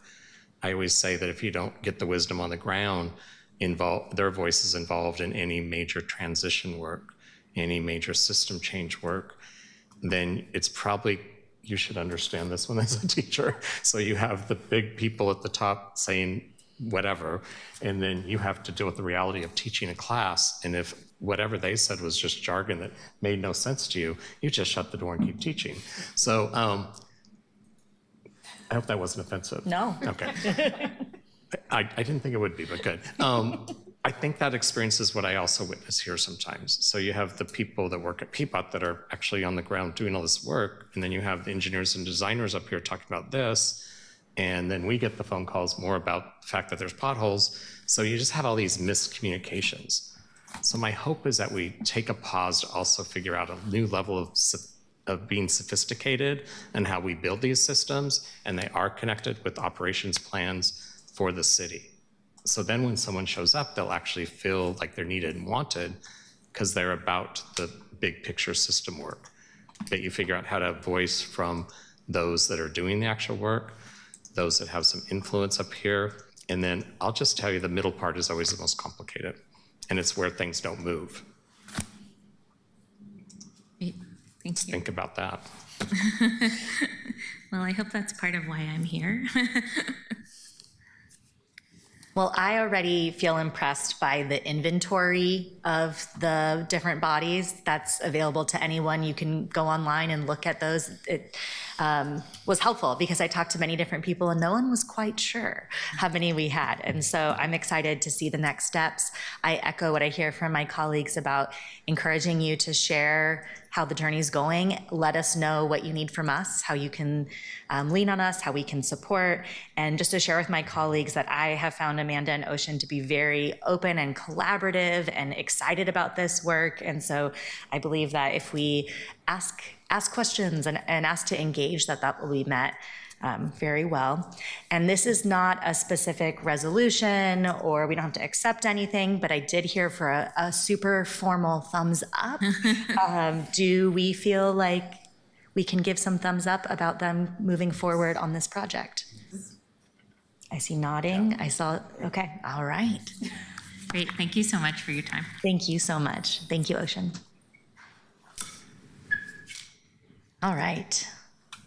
So at this time, I would like to hand things over to my Vice Chair Ryan right now, who wanted to talk a bit about the need to address our protocols around public testimony. Is this a good time for that? I think some of you may know we're building a system here. And when you're building, you're going to have some messy moments because that's just the authentic way of actually building something. And I think I was on spring break, but you couldn't help to hear that there was some challenges last week with how we were implementing transparency and inclusion in government process. So I think that we need to prioritize this topic at a meeting soon. And this is like our makeup game, if you will, because we were out last week. I'm so glad that you also honor spring break, Chair. And I think that next week it should be a priority on our meeting, because I think we put a certain committee last week we didn't do anything. We just are building something, and meetings don't always land perfectly in alignment. And yet it really spoke to the urgency of that topic. I'll try to refrain from my opinions on what happened last week and just say that in this committee, role clarity, I think that is our responsibility to bring that conversation to the public and for us to make some decisions that won't put chairs in the future in that predicament, if you will. And so I'm looking forward to making that a priority on our agenda next week. I really appreciate you bringing this up, Vice Chair Ryan. This is very important, and I commit to prioritizing this a week from now at our next meeting, in addition to talking about the Sustainability and Climate Commission Code. And I also want to, I know I've said this multiple times, but I would like to uplift how hard I believe our council president is working to put in different rules and guidelines. And I think the reality is We're the only two moms on council with small kids right now. I think the reality is that, so we're familiar to this, is that there is some asking of many different people until you kind of get an answer that you want. And so I agree that we need to have things written down. We need to make it a little clearer. I believe the council president has done what she can to put things out, but there are times that questions are being asked around her as well. So we will work on that and make sure that, I believe some boundary testing is healthy, and it helps us see where we need to work on things and fix some holes. And I commit to this next meeting talking specifically about some committee rules, specifically around public testimony. And I hope that we'll break it down into when we're looking at ordinances with codes. Yes. In a different way than we look at resolutions, obviously, and we look at reports. And I know we've had that conversation before, but I think we need that type of really crystal clear clarity, because last week was an actual ordinance. Yes. And that is exactly why it was elevated to be a concern. Can I ask a question about that? I don't know what Yes. you're referring to. It was in the housing committee last week. Okay, but let me ask a clarifying question. This has come up. When we're doing an ordinance, I just want to make sure, let's say the ordinance gets a hearing in a policy committee and they vote it out and it goes to the full council. Do we have to have two meetings around that, a first hearing and then we vote on the second hearing? Correct. I've talked Okay, just want to make sure that Taylor about that. the policy committee hearing and support doesn't count in the two hearings that go to council. This is No, that's actually written into the charter that you have to have a first and second hearing in for an full ordinance. council. Resolutions, it's irrelevant, but I mean, it just comes out of the policy committee to the full committee and. Just need one. Yeah, just one. Okay, just want to make sure. By the way, I know I'm supposed to be working on the code of conduct, and I have a stack of that Lori gave me about this high that I have to review, so give me some time. So I would love to hear, I don't know if I'm opening up a can of worms, but I would love to, we can also share that decorum, code of conduct, is on the list. That's something that Councillor Clark is taking up. It's really important. That will be coming up in a future governance meeting. I also see, I appreciate, I feel like we talk about things deeply, and there are some things that we need to kind of make sure we get in place for committees. Does anyone want to raise their hand and share something else that you feel like needs to be dealt with in the next week, if possible? Committee rules around public testimony. Decorum is on the docket. Councillor Dunphy? Well, I'll get into the nitty gritty. We're getting into weeds here, but because I would like to have us clarify specifically when hearing an ordinance, we typically have a presentation, we have testimony, and then we have a discussion. Whether that discussion triggers an amendment, whether that amendment triggers another public hearing. I've seen it done both ways, like in the legislature, for example, to have a public hearing, they'll come back as a work session, they will introduce amendments, they will debate the language, and then advance it onto the main body. I've also seen where anytime the language is changed, that deserves another round of opportunity for people to testify on the language before it. I'd like to just get that super crystal clear and come out. My personal belief is that we should have an opportunity in committee for testimony. The committee should respond to that testimony. If that response looks like drafting an amendment and before we advance it to the main committee, that's our responsibility. That job is done at that point, and then if somebody wants to testify on ostensibly a new bill, that should be before the full committee or full council. Otherwise, we will be, right now, we have 2 weeks of waiting time when an ordinance is introduced before we get a council clerk okay for the code, and then we have to do at least one hearing in a committee, and then we have to do 2 full committees. That means we're stretching an ordinance into 8 to 10 weeks. And if the committees are supposed to be the deliberative places where we are wordsmithing things, if we also have to add a public hearing every single time, I think we're just never going to get anything done. Can I comment on that? Yes. I think part of the problem, and we've all expressed an interest in having maximum community engagement, is that we don't have enough time in our committee hearings. The 2 hours for some of these complicated issues that come up, it's just not enough time, especially if there's an amendment or another amendment or another amendment. And I mentioned this to Council President too, is at some point, maybe at the end of the year, we reevaluate this and how can we get more time in committees. I know that some counselors have requested a 3-hour meeting, and maybe that's necessary from time to time. But I think part of the problem is we're just rushed. Yeah. Thank you so much for all of these thoughtful things that you're bringing forward. Councillor Pernell-Guinea. Councillor Dunphy, I appreciate you bringing up that question around further testimony. And one of the things that I've thought about is that balance, because we do want folks to be able to testify again if council or if a committee makes a change that is significant and that was not part of what we heard from the public during testimony. But if we create a steadfast rule there, we could inadvertently disincentivize the bringing of amendments or the adopting of amendments. And so I think you're right, we should keep some flexibility there, but I also would hope that chairs would take on the responsibility of ensuring that if there are significant changes being made that the public hasn't had a chance to react to, that they create the culture of allowing that time for the public to react before sending it to council, where with 12 of us, we can't take on a whole lot of issues that still need meaty debate. That's fair. So I think there's a policy that we put in place, and then there's a practice that we put in place, and this seems to me like one where we may need a little bit of difference between those two things.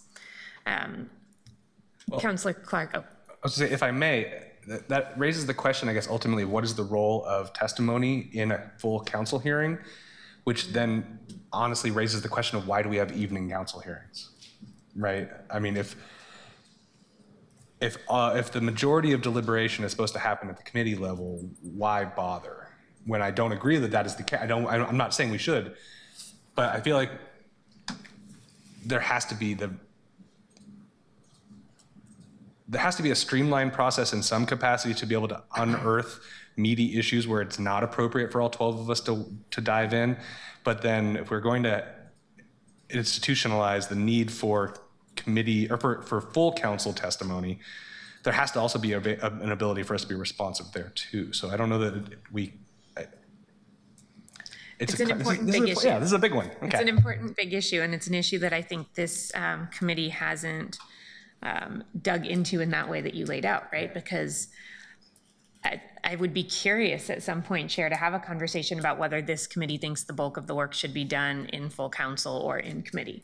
I hope that the bulk of the work is done in committee, but I might be in the minority in that belief, and I think you're right. If that's the case, are evening council meetings so that the public can see what we are doing and have more transparency, or is it so that the public can weigh in and testify? And if that's the case, how do we ensure that we have that testimony opportunity for things that are happening in committee too? I would note that I have asked council operations to collect information from all of the different bureaus that support us around what they would need in terms of additional staff capacity or contracts to be able to support us in a broader way, so that we can consider ad packages for the 25-26 biennium or 25-26 fiscal year. If we want to do things like have longer committee meetings or evening committee meetings, that's, I think, a choice we have to make around cost versus accessibility, and where we want discussion to have. But I am trying to get us the background information so that we can have that conversation in a meaningful way. Appreciate that. You know, in a long, long ago, in a faraway land, we had this discussion about trying to take most of our testimony, if not all of it, in a policy committee, so that we didn't have to go through everything all over again in the full council. Just to remind people, we had that discussion. I know we're learning along the way, but I think that was sort of the preference of the... It is that, yes. And we heard from GTAC, that is the hope. And also we heard from GTAC that if you're doing the bulk of the work in committees, you need to have evening opportunities. You have to have multiple options for people to testify. And I also know that Vice Chair Ryan has been waiting patiently. Oh, it's okay. So Remember, I started this conversation by saying I didn't want to go into the details because we didn't have it on today's agenda. So just want to repeat that. I'm trying to play by the rules here. But I do think that we need to call out that we had, like, anytime we have a case study that happened last week. We don't want to do that again. That's my clear opinion. And I also want to remind us that before this form of government, we had planning commissions, we have DRAC, and they would have a lot of testimony. You know this from staffing Commissioner Fish. And testimony would take place at those. We'd sometimes get a split vote that would come to us, and then you knew it was going to be a riveting repeat of testimony, right? So it's really not that different. So I think we just have to accept the fact that we're in a lot of meetings. I'm trying to accept that. And that when we have issues that are very challenging, we need to spend some time on them. And like in the case study last week, the week before, or 2 weeks before, I was in the committee meeting, you were there, but 2 people are absent. They were in Washington, D.C. And so it was 3 of 5 were there for the first. It was maybe 10, 15 minutes at the end. There wasn't any robust testimony. So, that's just a great case study that we did not go through. I don't want us to ever experience that again, or we're going against all of the principles of what I think people voted for when they put in the new charter. And we abolished it in that process. So I don't want to experience that again, which is why I hope that next week we can have additional dialogue and we can actually start to land a policy that will help all of our committee chairs know what the rules are and that they're consistent. That's all. I appreciate you bringing all of this up, Vice Chair Ryan. And this all was under announcements in terms of chair preview of upcoming topics. So you got some previews. True. These are things that we need to be dealing with soon. We hear that loud and clear. I think there's agreement around that. And you can expect that just next week, we will be talking not only about the Sustainability Climate Commission Code, but also more about some committee rules. And we'll be talking specifically with Council Ops about what are they seeing, because they see all of these different committee meetings. What are the urgent things? What do we need to make sure we're addressing ASAP? And we look forward to hearing updates on the process around advisory bodies. Colleagues, our next meeting will be April 7th at 2:30 p.m. and we will discuss a whole host of things. Thank you to everyone who presented today. This was really great. And thank you to all the hard behind the scenes work that Council Ops, the clerk's office, all of you put into making this happen.